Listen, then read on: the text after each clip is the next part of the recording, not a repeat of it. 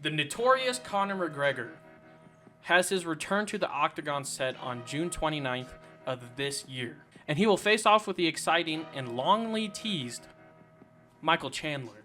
Many think due to McGregor's time away and constant partying that Michael Chandler will win no problem. However, as us MMA fans know, anything can happen in this sport, and for his comeback fight, I believe Conor McGregor fares quite well against Michael Chandler. Which brings me into the main topic of this video. What if Conor McGregor wins? Now let's just say McGregor wins against Chandler.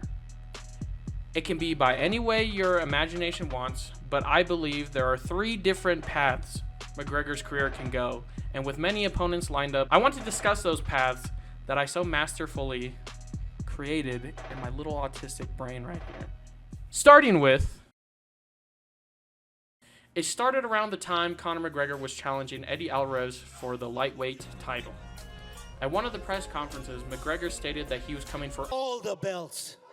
Many speculated that during the peak of McGregor's career, when he achieved double champ status, that he would eventually go for a 3rd belt. But we all kind of saw what happened to that aspiration. Now that McGregor is seemingly back and planning on having 3 fights this year, he might be more determined for that 3rd belt. The fight with Michael Chandler is contested at 170 pounds. 3 belts McGregor seems more likely now. Welterweight champion Leon Edwards has already entertained the potential of a Conor McGregor matchup. And can you really blame him? McGregor in a title fight will sell huge pay-per-views, and with the hype of possibly achieving 3 belts, Leon Edwards is definitely chasing that red panty night. I believe that if McGregor did win his fight against Chandler, he won't get an immediate shot, but being Conor McGregor, it won't surprise me if Dana White gives it to him.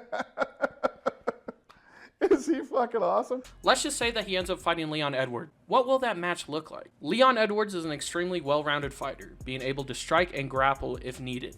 His bread and butter is his striking though, but he won't keep it standing with Conor. I believe Leon will mix it up a bunch and go for takedowns early to gas out McGregor. I do feel that this fight is slightly more competitive than most fans think. McGregor did have a decent performance against one of the greatest grapplers in UFC history, Khabib Nurmagomedov. He was able to stuff 4 of Khabib's 7 takedowns and was able to land 62% of his strikes on Khabib. Now, how is that relevant to this Leon Edwards fight? Well, I believe with Khabib's pressure and setups, he is leagues better than Leon in grappling. So McGregor might be able to have more success in the grappling. Also, because Leon has no submission threat whatsoever. I can see this match spending a lot of time on the feet, and that's where it gets tricky. Leon and McGregor are almost equal in the striking realm, but Conor McGregor packs a harder punch. If Nate Diaz was able to catch Leon and land clean, I can see Conor doing the same thing. However, I'm not saying McGregor will win the match handedly. I would obviously favor Leon if this match were to ever come into fruition. But with Leon's lack of submission offense and power, I can see this being a lot more competitive than people want to think. The lightweight division is where Conor McGregor achieved double champ status and is the last division where he was ranked as a fighter. I could see Conor going back to the lightweight division if he were to pass on the welterweight division. There are plenty of entertaining fights in this division for Conor. There is that fight for the BMF belt against Max Holloway, a rematch of their first encounter back in 2013, in which Conor beat Max via unanimous decision. There is also a potential matchup with Justin Gaethje, who was at one time rumored to be Conor's return fight. Charles Oliveira, my boy, has also called for a Conor fight, and it was stated that McGregor reached out and asked Charles to wait for him to fight instead of fighting for the title. And of course, there's the history with Islam Makhachev, the protege of Khabib. There are more options and more likely fights for Conor McGregor in the lightweight division, and I also see a potential move up of the featherweight king Ilia Topuria because he has been calling McGregor out, and also I don't see a reality where Conor McGregor makes the weight cut back down to featherweight. It was draining on him back then, and he's much bigger now, so I'm not even going to entertain that possibility in this video. Conor McGregor has stated that he wants to compete 3 times this year, in June, September, and December. In a year. I'll do 3 this year. I'll do 3 this year. June, September, December. He is scheduled to fight Chandler in June, and he stated in September he would like to fight during the Mexican Independence Day card, and named Nate Diaz as his preferred opponent. He did not give a name for his opponent in December, but that is where the Megalodon headcanon comes into play. I believe that if Conor beats Chandler, I can see Nate Diaz being a perfect opponent for Mexican Independence Day as it will wrap up their trilogy, and Dana White has stated that if Nate Diaz ever wanted to come back to the UFC, he is more than welcome. I will favor Conor in a trilogy match against Nate Diaz, as Diaz is on the older side. For Conor's December opponent, I can see it being a somewhat favorable money-generating matchup.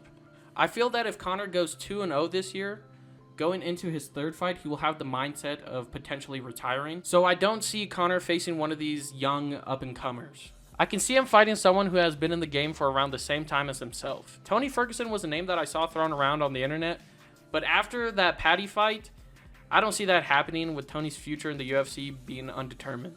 I can see the Max Holloway fight being a good final fight for Conor. Conor has a win over Max Holloway, so he will enter that fight with a little more confidence than usual. Max's grappling has improved since their first outing, but I feel that both fighters will make this an entertaining stand-up battle. It is a winnable fight for Conor, but an extremely tough one. No matter what, it'll be a good fight and something that us fans will love to see. Conor has stated multiple times that his comeback will be the greatest comeback in combat sports. And with his name value, just showing up is already a big thing. I just wanted to speculate a reality where Conor silences his doubters and goes on a tear. I am rooting for Conor in the fight against Chandler, because I feel that if McGregor starts picking up wins and fight more actively, it'll be good for the sport, because no other fighter comes close to the box office that Conor racks in.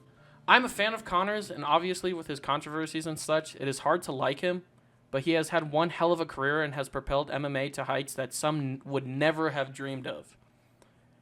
Conor McGregor, win or lose, will always be an icon in the sport of mixed martial arts.